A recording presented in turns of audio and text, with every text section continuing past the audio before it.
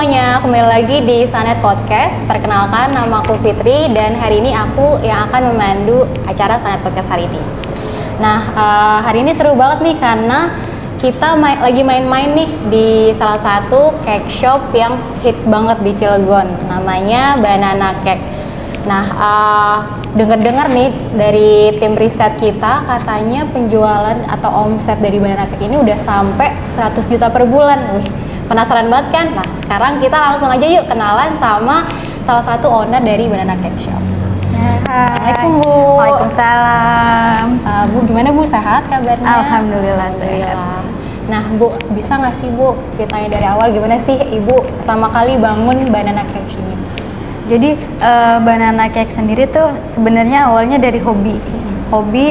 Terus waktu itu saya iseng membuat kue tart untuk suami. Awal mulanya tuh bikin cake tart untuk suami. Terus karena memang ukurannya lumayan besar dan waktu itu kita cuma berdua, akhirnya itu dibawa ke kantor suami. Di sana nggak nyangka gitu kan, ternyata teman-teman suami pada suka, sampai akhirnya waktu itu ada yang sampai pesen. Bingung dong waktu itu pas suami bilang ini ada yang mau pesen katanya. Padahal waktu itu belum sama sekali nggak niat kalau itu tuh bakal kita jadikan usaha gitu ya. Akhirnya suami bilang ya udah mau diterima nggak nih gitu. Kalau misalkan kamu mau kan lumayan, siapa tahu aja itu jadi peluang. Akhirnya ya udah dari situ kita beraniin tuh, saya beraniin terima pesanan itu. Sempat bingung juga kan ngedekornya tuh gimana gitu kan ngedekornya. Untungnya yang pesannya itu memang nggak minta neko-neko gitu ya. Yang penting rasanya enak gitu. Ya udah akhirnya, dan untuk dekornya sendiri itu diserahin ke saya. Pokoknya terserah, katanya terserah Mbak Nana mau dibikin seperti apa. Yang penting rasanya enak. Ya udah akhirnya dari situ saya coba buat, walaupun gemeteran ya karena memang sebenarnya nggak punya basic di bidang itu. Ya udah akhirnya kita terima, kita buatin. Waktu itu saya buatin sampai akhirnya selesailah si kue tersebut gitu. Itu sampai seminggu Mbak, saya nggak bisa tidur gitu karena mikirin ini gimana ya gitu, namanya pertama kan. Akhirnya ya udah setelah selesai udah tuh rasanya plong gitu. Nah, si kue tersebut saya posting di media sosial gitu. Nggak nyangka juga ternyata di media sosial itu responnya bagus, itu banyak Mbak jualan kue ya ini segala macem. Akhirnya suami bilang ya udah di ini aja gitu, kalau misalkan memang kamu sanggup diterima aja gitu, karena memang waktu itu posisinya saya lagi hamil muda juga, kalau nggak salah 3 bulan atau 4 bulan gitu waktu itu. Ya udah dari situ akhirnya terima. Biasa setiap dapat orderan saya posting, dan saya juga minta izin sama yang pesen untuk tag namanya gitu di media sosial. Akhirnya dari situ mulai banyak tuh yang nge-add gitu, yang tadinya saya nggak kenal akhirnya mulai banyak, karena memang sebenarnya saya kan bukan asli Cilegon, ikut suami di sini dan memang nggak punya temen gitu kan, nggak punya temen di Cilegon. Ternyata ya dari situ mulai banyak yang nge-add, jadi dari teman di Facebook jadi konsumen, akhirnya jadi teman, dan bahkan banyak yang udah jadi kayak saudara gitu. Dari situ sempat ini juga gitu ya, kan hamil tua gitu, itu masih terus bikin kue tart gitu sampai besoknya mau lahiran itu masih bikin kue tart, karena memang Masya Allah permintaannya hampir setiap hari itu ada gitu. Akhirnya pas habis lahiran sempat vakum kurang lebih sekitar 3 bulan gitu kan, karena memang masa pemulihan, iya masa bersalin. Nah dari situ konsumen udah banyak yang nanya. Ya udah akhirnya karena memang di rumah kan anak masih kepegang gitu, udah mulai nerimain lagi pesanan tuh, cuma memang dibatasin. Dari kue tart tersebut akhirnya mulai banyak tuh permintaan kue-kue yang lain dari konsumen, dari mulai kue hantaran, snack box dan yang lain-lain. Saya itu jadi penyemangat buat saya. Oh berarti saya harus belajar juga nih gitu untuk kue-kue yang lain. Ya dari situ mulailah bikin snack box gitu, bikin kue-kue yang lain. Terus kebetulan waktu itu juga menjelang bulan Ramadan ya, saya coba bikin cookies. terus biasa diposting open PO, ternyata itu yang ikut PO lumayan banyak, sampai ada salah satu partai yang memberi kepercayaan kepada saya gitu kan untuk bikin hampersnya. Ya udah waktu itu ya udahlah bismillah aja diterima gitu. Nah dari situ mulailah banyak pesanan-pesanan sampai ya akhirnya saya ini karyawan tapi memang yang freelance gitu. Biasanya cuma dibantu suami, cuma memang nggak kepegang. Akhirnya mulai tuh cari orang untuk bantuin produksi. Waktu itu cuma freelance ya karena masih di rumah. Setelah Lebaran selesai, pesanan-pesanan cookie selesai. Setelah Lebaran itu mikir lagi, wah apa lagi nih gitu. Karena kan yang namanya makanan gitu ya, kita nggak bisa cuma produksi itu terus-terusan. Karena kalau makanan kan ada orang ada bosennya gitu. Akhirnya mikir lagi bikin apa ya. Ya udah kita coba waktu itu tahun 2017 kita coba bikin banana crispy. Bikin banana crispy kita pakai yang aneka topping gitu ya, toppingnya yang macam-macam gitu, coklatnya. Kita foto, ternyata itu jadi viral. Itu jadi rame kan, sampai ada yang setiap hari itu ratusan box alhamdulillah terjual. Kita sering kirim-kirimnya pakai GoSend, pakai GoShop gitu. Sampai salah satu drivernya itu ada yang nyaranin ke saya, Bu kenapa nggak pakai GoFood aja gitu. Kalau misalkan GoFood kan Ibu nggak usah capek-capek ngorderin GoSendnya gitu. Jadi Ibu cukup fokus jualan aja gitu. Akhirnya iya masukan dari driver tersebut kita terima, kita daftar GoFood tuh waktu itu masih jarang banget, untuk Cilegon ini masih jarang yang pakai GoFood. Kita daftar aja tuh masih gampang banget Mbak, 1 minggu kalau nggak salah, 1 minggu itu udah bisa. Ya akhirnya kita masukin ke GoFood. Dari GoFood itu ternyata memang iya betul responnya iya luar biasa gitu, sampai rame. Setiap hari itu driver ojek ya itu pada ngantri di rumah, sampai mereka itu standby-nya di pos deket rumah gitu. Karena memang katanya kalau mereka standby di situ orderan mereka jadi cepet gitu. Ya udah dari situ kita kan nggak enak ya, namanya di perumahan gitu, jalannya sempit, ya mungkin mengganggu ini juga gitu ya tetangga. Akhirnya suami nyaranin kita cari tempat gitu untuk produksi. Alhamdulillah kita cari-cari langsung dapet tuh yang posisinya memang di pinggir jalan. Ya udah kita langsung pindah. Waktu itu memang walaupun udah ada tempat produksi, kita masih PO. Waktu itu iya sistemnya masih PO, kita nggak berani stok gitu. Kita produksi gimana? Kalau banana crispy kan kita setiap ada yang pesen baru kita buat ya, kita goreng gitu. Tapi kalau untuk cheesecake itu kita PO. Jadi tahun 2017 akhir itu kita mulai produksi cheesecake. Kita PO. Nah, setiap orderan itu selalu kita posting. Karena saya prinsipnya gini, kalau saya ini kan fokusnya di online. Ya, kalau online itu etalase kita ya foto gitu. Kalau misalkan kita nggak punya foto, berarti etalase kita kosong gitu. Gimana orang mau lihat etalase kita kalau misalkan kita nggak ada fotonya gitu. Jadi yaudah setiap ada orderan saya posting, gitu. Sampai pernah ada dari Cikupa sore-sore datang nanyain cheesecake. Saya nanya, Ibu sebelumnya udah pesan belum? Belum Mbak. Emang Ibu tahu dari mana? Saya tahu dari Instagram. Si ibunya bilang, Ibu dari mana? Saya dari Cikupa. Jauh banget. Iya jauh banget kan itu. Saya niat loh Mbak, katanya saya niat datang ke Cilegon ini cuma mau beli cheesecake. Ibunya bilang begitu. Kita ngerasa, oh ternyata ini gitu ya. Maksudnya ternyata responnya luar biasa ya. Oh iya, jadi awalnya kan kita cuma itu aja pre-order aja gitu. Terus karena memang banyak yang tiba-tiba dateng gitu nanyain stoknya, karena ya kasihan juga dateng nggak kebagian. Dari situ akhirnya kita mutusin untuk ya udah dari PO terus kita bikin produksi, kita lebihin gitu untuk yang tiba-tiba dateng gitu. Nah dari situ apa ya, yang namanya makanannya itu kita harus benar-benar terus-terusan inovasi gitu. Sekarang lagi rame apa, ya udah kita coba gitu, kita produksi gitu.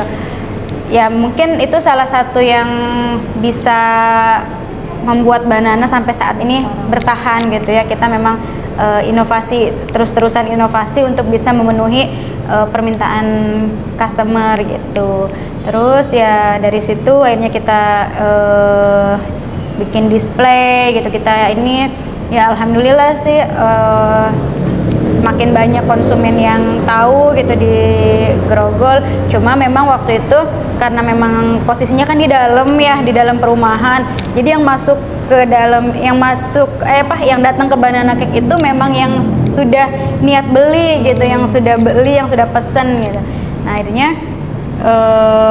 sampai akhirnya ya kita alhamdulillah pada tahun 2020 kemarin gitu ya, walaupun di saat pandemi seperti ini ya alhamdulillah kita bisa buka cabang di Sukmajaya yang tepatnya di Jalan Ahmad Yani, ruko nomor 12C itu seberang Bank BJB Cilegon tuh. Yang aku tangkap kan Bu, berarti ini dimulai awalnya dari hobi ya? Betul. Menurut Ibu tuh seberapa besar sih support keluarga buat bisnis Ibu ini gitu? Untuk keluarga alhamdulillah ya, terutama suami, orang tua itu benar-benar punya peranan yang luar biasa gitu ya, karena jujur pada awal-awal saya mulai usaha gitu, kadang dari orang-orang terdekat itu banyak yang responnya negatif gitu ya, apalagi saya lulusan sarjana gitu S1 cuma di rumah gitu kan, cuma sampai ada yang bilang masa sih lulusan S1 jualan gitu. Nah sempet ada rasa ini juga gitu ya. Saya memang punya prinsip saya nggak mau kerja, tapi saya pengen buka lapangan pekerjaan gitu. Itu memang prinsip saya dari dulu, dari zamannya kuliah gitu kan, selalu berpikir nanti kalau udah lulus saya nggak mau kerja, tapi saya pengen buka lapangan kerja gitu.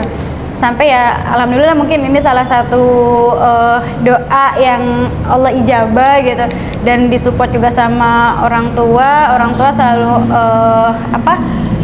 mendukung gitu apapun yang kita lakukan selama itu baik gitu. Dan orang tua juga sempat bilang ya kalau yang namanya perempuan yang penting ada ridho suami gitu, kalau misalkan memang suami ridho ya orang tua ya ridho gitu kan, silahkan gitu ya. Alhamdulillah ya orang tua tidak pernah menuntut saya ataupun kakak-kakak saya yang lain untuk jadi, ya kadang kan banyak jadi PNS gitu, jadi pekerja BUMN gitu.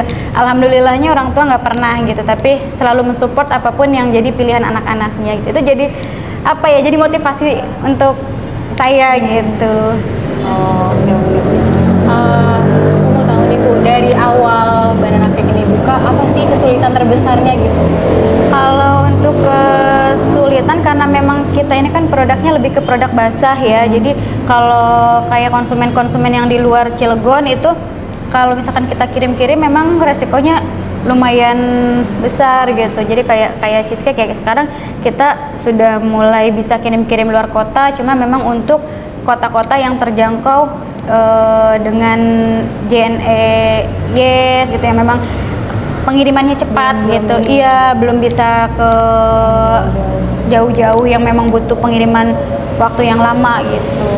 Terus sih Berarti dari itu ya Bu, segi pengirimannya ya Bu, betul, dari karena masa simpannya itu kan, daya tahan si kuenya.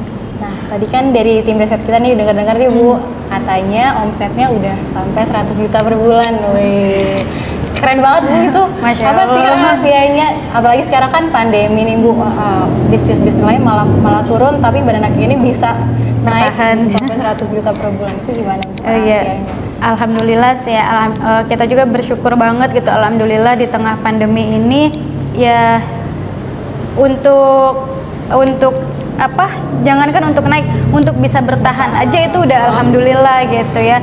Dan ya itu juga yang selalu saya tekankan ke anak-anak, gitu, maksudnya ke teman-teman, ke tim, ya kita bersyukur gitu di tengah pandemi ini, di saat orang-orang banyak mem-PHK karyawannya, kita gitu masih bisa bertahan, alhamdulillah gitu. Ya mungkin salah satu yang bisa membuat kita bertahan, kita memang karena dari awal kita memang sudah menerapkan digital marketing ya, walaupun memang sebenarnya tanpa saya nggak punya ilmunya di bidang digital marketing, saya nggak punya basic di bidang itu. Prinsip saya ya udah apa yang saya bisa saya lakukan gitu. Posting di media sosial walaupun nggak punya ilmunya, tapi sama belajar ya? Iya betul. Saya coba post ini ya udah sambil jalan, sambil kita belajar ilmunya gitu kan. Nah itu yang selalu saya terapkan.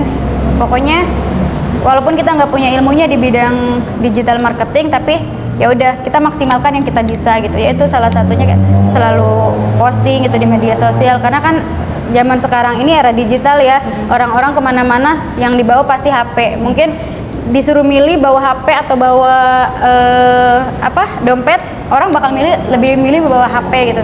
Nah saya berpikir ke sana, pasti orang sambil tidur lihat handphone gitu, sambil mohon maaf sambil kamar mandi pun kadang ada yang bawa handphone. Makanya kita benar-benar fokus di situ gitu, kita promosi di media sosial itu gitu. Ya alhamdulillah terbukti gitu di zaman pandemi ini, ketika orang-orang tidak bisa keluar rumah gitu karena kita memang scroll HP. Iya betul, jadi mereka lebih sering ngelihatnya HP, dan kita memang sudah membiasakan jualannya pakai handphone gitu. Yaitu alhamdulillah memang sangat terbantu, dan awal-awal pandemi itu alhamdulillah bisa sampai 2 kali lipat gitu permintaan konsumen. Naik, iya betul, permintaan konsumen bisa 2 kali lipat. Berarti pengaruh dari sosial media Betul. ini besar banget ya? Sangat besar. Buat Banana Cake ini, dia apa ada tim buat sosial media sendiri atau itu masih ibu yang ngurus langsung apa gimana Bu? Jadi kalau saat ini memang kita sedang belajar gitu ya, kita bentuk tim, siapa yang khusus pegang media sosial, siapa yang khusus produksi. Jadi kita memang sekarang lagi bentuk itu gitu. Kalau dulu memang semuanya saya yang pegang, dari mulai produksi, posting, terima pesanan, itu semuanya saya yang pegang. Tapi sudah hampir 3 atau 2 tahun terakhir ini memang kita ada khusus gitu admin yang memang memegang itu gitu untuk posting, terus melayani konsumen. Nah, berarti pengaruhnya gede banget lah ya Bu sosial media. Iya. Nah, untuk peran pemerintah nih Bu, ada nggak sih menurut Ibu pengaruh buat UMKM di Cilegon khususnya gitu? Buat Banana Cake ini ada nggak? Untuk pemerintah sendiri mungkin ya, kalau misalkan saya lihat-lihat yang di Cilegon dengan teman-teman yang memang ada di luar Cilegon gitu, saya cukup bersyukur gitu ya, karena memang untuk pemerintah Cilegon sendiri itu sangat support gitu terhadap pelaku UMKM.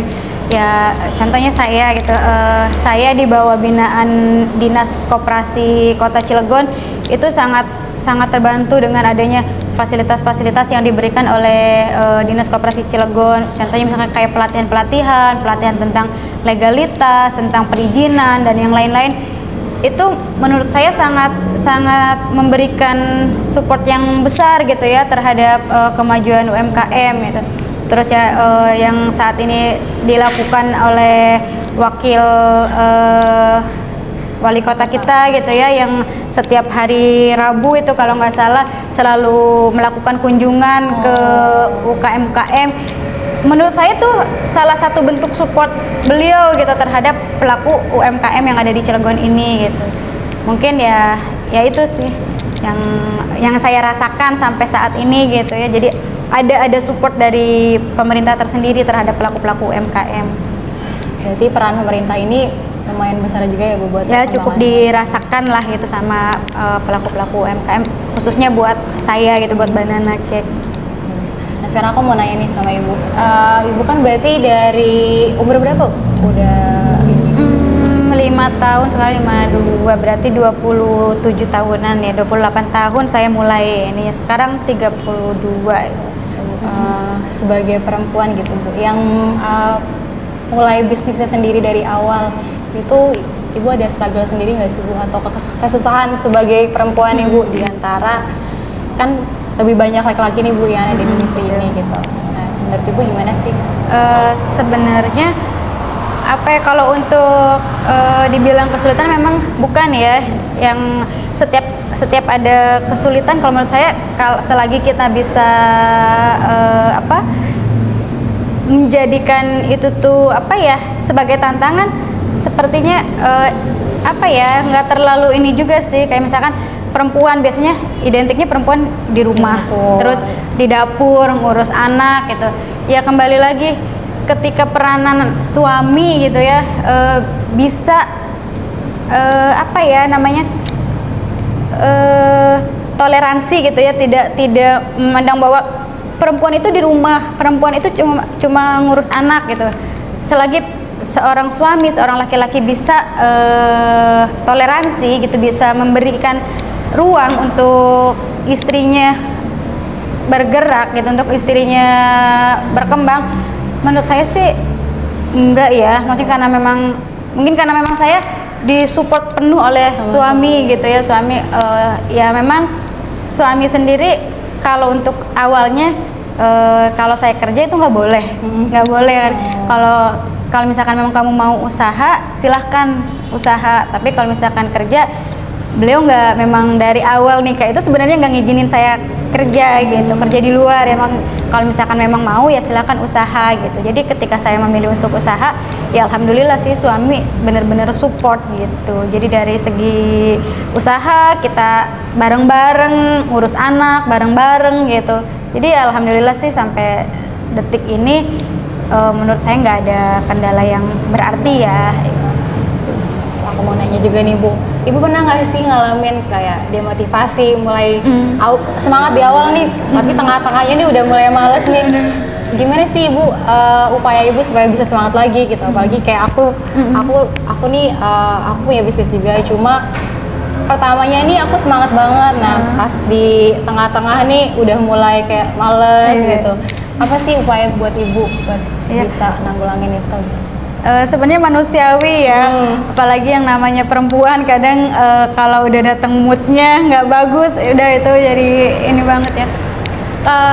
Ya saya juga sering banget yang namanya ngalamin fase seperti itu gitu. Kadang kalau lagi semangat menggebu-gebu gitu, tapi kalau udah lagi males gitu, lagi capek, kayaknya seharian pengennya tiduran aja gitu, nggak pengennya nggak ngapa-ngapain gitu.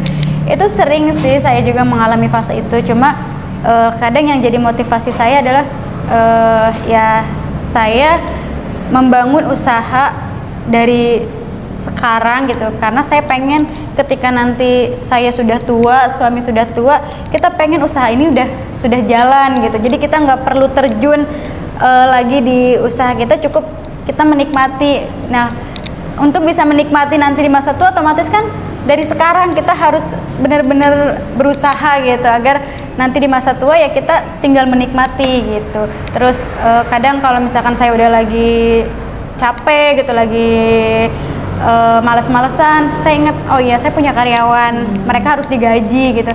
Kalau saya males-malesan terus memang kerasa banget Mbak. Jadi sebagai business owner gitu, saya sebagai owner, ketika saya males-malesan terus saya nggak ada semangat, itu omset kerasa. Kerasa banget itu, ada penurunan. Tapi giliran sayanya semangat gitu, mungkin itu energi saya jadi nular ke yang lain juga kali ya. Jadi itu sih yang jadi motivasi. Kalau misalkan saya semangat nih, ya alhamdulillah gitu, toko juga jadi rame gitu ya, omset jadi meningkat gitu. Ya itu yang jadi motivasi saya. Ya saya mikirin ke masa depan anak-anak gitu, terus mikirin ke masa depan karyawan-karyawan juga gitu. Berarti balik lagi ke niat awal. Betul. Bu, sebagai perempuan yang udah jalan di bisnis nih dari muda, apa sih tips bisnis yang bisa Ibu bagi gitu ke kita? Kalau dari saya sendiri mungkin kita jalani apa yang menjadi fashion kita gitu ya. Pilih usaha yang memang menjadi fashion kita, karena kalau misalkan dari situ kita kan ada kecintaan nih terhadap usaha yang kita kerjakan gitu. Jadi apapun yang terjadi kita menjalaninya jadi seneng gitu, walaupun capek, walaupun kadang ya apa ya banyak ini itu gitu. Tapi kalau misalkan memang itu fashion kita, terus itu hobi kita, bawaannya seneng aja gitu. Terus aku mau nanya juga Bu, untuk ada nggak sih rencana untuk 5 tahun ke depannya mau dibawa kemana nih Banana Cake ini gitu? Atau mimpi Ibu untuk 5 tahun ke depannya buat Banana Cake ini apa sih? Kalau untuk sebenarnya masih banyak ya mimpi-mimpi yang belum tercapai terus. Tapi memang salah satu impian saya adalah menjadikan banana cake ini, salah satu produk dari banana cake itu menjadi oleh-oleh atau ikon dari kota Cilegon ini. Makanya saya terus berinovasi. Saya punya harapan besar semoga dengan adanya cassava cheesecake gitu ya, yang saat ini baru kita luncurkan gitu ya, itu bisa menjadi oleh-olehnya Cilegon gitu. Itu harapan terbesar saya, dan mudah-mudahan ke depan ya banana cake bisa buka cabang di kota-kota besar gitu. Karena memang sebenarnya ya alhamdulillah sih sudah banyak yang minta franchise gitu, minta buka cabang di kota-kota besar. Memang itu kan butuh persiapan ya. Tapi Ibu ada rencana ke sana? Insya Allah rencana ke depan ke sana. Mudah-mudahan Allah ngizinin. Tadi kan Ibu udah sempat mention cassava cheesecake ini ya. Iya. Itu pertamanya gimana sih Bu bisa muncul ide singkong kan ya? Iya, jadiin cake, padahal identiknya nih sama keripik singkong iya ini. betul. Pertamanya gimana nih? Jadi sebenarnya kan kita udah punya cheesecake ya, yang kita ini Cilegon cheesecake gitu. Terus saya tuh memang dari dulu sebenarnya pengennya itu punya produk-produk yang memang ada selain dari segi rasa tapi ada nilai plus dari segi gizi gitu. Dulu awal-awalnya ininya ke situ gitu. Nah makanya sekarang ketika saya ngelihat di cheesecake ini responnya bagus gitu, banyak yang suka. Sekarang banyak permintaan, Banana bikin dong yang bisa buat diet, Banana bikin dong yang ini. Terus kadang kalau saya lagi ikut seminar atau misalkan ikut kayak kurasi atau apa, dari ininya tuh suka ada masukan, Mbak kenapa sih nggak bikin ini gitu. Nah ya dari situ akhirnya semakin semangat gitu saya buat nyoba. Awalnya bukan dari singkong, saya pernah bikin yang dari labu. Waktu itu dari labu saya bikin, ternyata setelah saya coba dari segi tekstur sih memang bagus ya, tapi pas dicobain banyak beberapa yang saya cobain itu pada kurang rasanya, kurang suka gitu. Terus dari segi aromanya juga dia bau si apa, kalau ini bau langu itu, bau si itunya apa, si labunya itu gitu. Nah ini dari situ ya udah kita coba lagi yang lain gitu. Akhirnya saya coba lagi. Nah akhirnya ketemulah ide bikin cheesecake singkong ini. Saya coba bikin cheesecake singkong, saya coba-cobain gitu kan. Saya minta saran pendapatnya, ternyata banyak yang suka karena memang dari segi rasa sendiri itu hampir sama kayak cheesecake biasa gitu. Cuma memang dari segi tekstur dia lebih padat tapi lebih lembut gitu. Aku mau nanya lagi nih, seberapa penting sih feedback dari customer Ibu buat kelanjutan bisnis banana cake ini gitu? Kalau menurut saya itu sangat penting ya, karena ya yang namanya usaha kalau nggak ada customer, nggak ada yang beli, ya sama aja bohong gitu kan. Jadi itu sangat penting sekali. Makanya saya selalu menerapkan ke teman-teman, ke tim gitu, berikan pelayanan terbaik untuk customer gitu. Terus kalau misalkan ada komplainan dari customer itu kita terima gitu. Terus ya kita berikan ini yang terbaik lah gitu, pelayanan yang terbaik untuk customer. Kalau misalkan memang ada masukan atau ada kritik ya kita terima gitu, selagi itu memang untuk kebaikan Banana gitu, kritik-kritik membangun seperti itu. Pertanyaan terakhir nih sebelum penutup Bu, apa sih nilai-nilai atau ada nggak sih value yang Ibu terapkan ketika Ibu menjalankan bisnis ini gitu? Kalau apa sih Bu? Kalau saya yang dengan usaha ini apa ya, ininya ke orang tua sih. Jadi saya usaha ini benar-benar dari nol, dari yang nggak punya alat-alat gitu ya, dari yang benar-benar dari nol. Dulu kita belanja aja tuh sama suami pakai motor, hujan-hujanan, lagi hamil gede pakai motor di depan telur nih, pokoknya benar-benar yang dari nol gitu. Terus memang kan setelah nikah itu kita memang benar-benar dari nol ya sama suami, benar-benar kita bukan nggak mau diini sama orang tua, tapi kita memang benar-benar pengen merintis dari nol gitu sama suami. Kita ngontrak segala macam. Dan dulu waktu misalkan belum usaha, kita mau ini ke orang tua aja ya karena memang keadaan nggak ada, sedih gitu. Makanya dengan usaha ini ya tujuannya ke sana sih, jadi bisa berbagi sama orang tua gitu, sama keluarga, sama teman-teman gitu. Ya itu, terus dengan adanya Banana ini saya bisa ya, kita punya program juga, jadi ada Jumat Berkah gitu, kita di situ bagi-bagi roti gitu. Terus ya jadi apa ya, untuk hal-hal secara religinya kita bisa dapat dari usaha ini gitu. Mulia banget ya. Masya Allah. Ini salah satunya berbagi juga. Betul. Ya buat semuanya. Nah Bu, aku penasaran nih, yang ada di meja kita ini produk apa sih Bu? Produk unggulannya ya? Iya, ini yang terbaru, yang cassava cheesecake. Nah, ya ini yang sudah di topping. Oh, ini sebenarnya toppingnya. untuk cassava cheesecake sama cheesecake yang sebelumnya hampir sama gitu. Cuma memang bedanya itu di bahan bakunya aja. Kalau yang pertama kan itu bahan bakunya dari tepung terigu ya. Kalau untuk yang cassava cheesecake ini bahan bakunya dari tepung singkong. Gitu. Dari segi tampilan, dari segi rasa hampir sama. Iya. Kalau untuk minuman nih Bu, ada varian apa aja sih Bu? Untuk minuman itu banyak, kita ada royal coklat, ada mango milk, ada dark coklat, terus ada Thai tea. Nah ini yang jadi best seller di Banana Cake, mango milk. Iya. Aku udah pernah nyobain, ini enak banget sih Bu. Terus selain itu di sini ada apa lagi? Ini ada varian cookiesnya. Sebenarnya banyak, kita cookies itu ada kalau nggak salah hampir 30 varian cookies.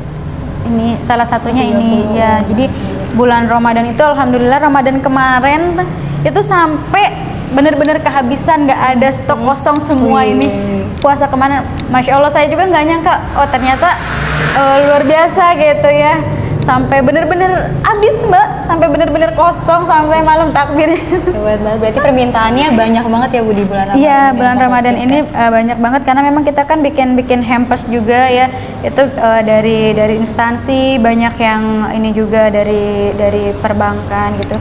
Alhamdulillah banyak permintaan. Nah, untuk pertanyaan terakhir nih Bu, aku mau tahu apa sih 3 kata yang menggambarkan Bu Nana? Apa ya? Mungkin ini ya, mandiri, entrepreneur, tangguh. Itu kali. Gak kerasa nih kita udah lama ngobrol sama Bu Nana. Semoga ilmu-ilmu yang Bu Nana sharing hari ini bisa bermanfaat buat kita semua. Amin. Baik aku pribadi maupun viewers dari Sanet Podcast. Terus jangan lupa buat beli Banana Cake karena enak banget. Aku pribadi udah langganan di sini. Terus juga jangan lupa buat subscribe Sanet Podcast. Habis itu like dan jangan lupa buat komen. Oh ya, satu lagi, kita juga udah available di Spotify. Jadi jangan lupa buat follow dan dengerin terus Sanet Podcast. Terima kasih.